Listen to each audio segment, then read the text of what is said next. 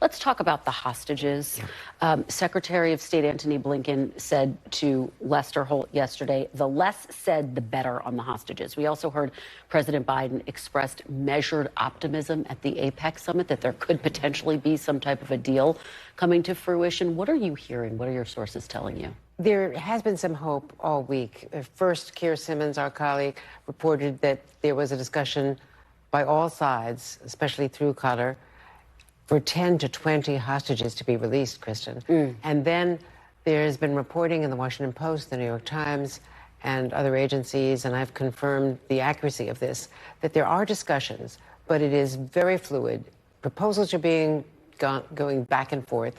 This involves Qatar, the United States, Israel, and Egypt. You know that William Burns, the CIA director, was in the region just last week. Other officials have been there on hand, U.S. officials from the White House and elsewhere. So they are very deeply involved.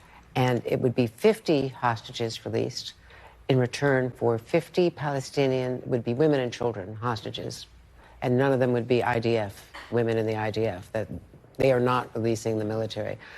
In exchange for 50 Palestinian women and any children who are being held in Israel, as well as the demand would be a 3 to 5 day pause. And Israel has not agreed to that, so that's a very important problem. They see that as a ceasefire, that they see that as interfering with their objectives to really eliminate Hamas. And as you can see, what they've done in North Gaza, now they say they're moving into the south, which raises the questions you've been addressing as to where will people go.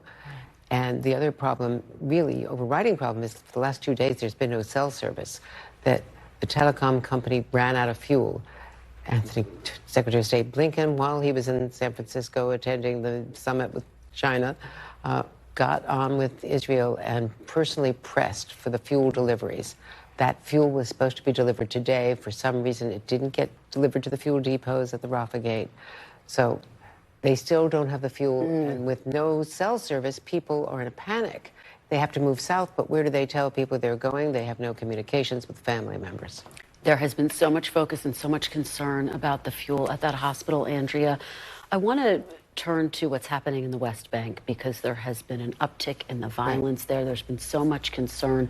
What is the very latest there? The administration very forceful in terms of what it's putting out and calling for an end to the violence there. I have to tell you that there have been a lot of actions that at least the Palestinians see as being very provocative by settlers.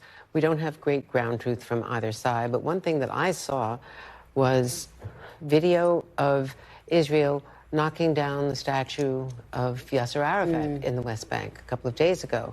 And there's been so much focus on Gaza that when I talked to someone at the State Department, they didn't even know that it had happened. And it was very dramatic, and it's very much, it's incendiary to the people, to the Palestinians. This is, someone who began as a terrorist with the PLO, but became an interlocutor with the U.S. and Israel and got the Nobel Peace Prize with Yitzhak Rabin and was at the White House for the famous handshake. So, we covered his funeral live in November of 2004. I was there. So, he is revered by many Palestinians as their last strong leader involved in peace negotiations for a two-state solution. Well, and there must be concern that that action alone will only add to the tensions in the West Bank. Exactly. Andrea, thank you so much for being here. One quick update. Please. As of tonight, 750 Americans have gotten out through Rafah. There were approximately 900 still waiting, who were originally waiting. So that tells you that there's been some progress on that.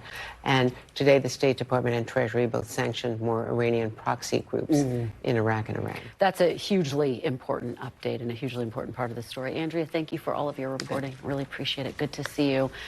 Thanks for watching. Stay updated about breaking news and top stories on the NBC News app or follow us on social media.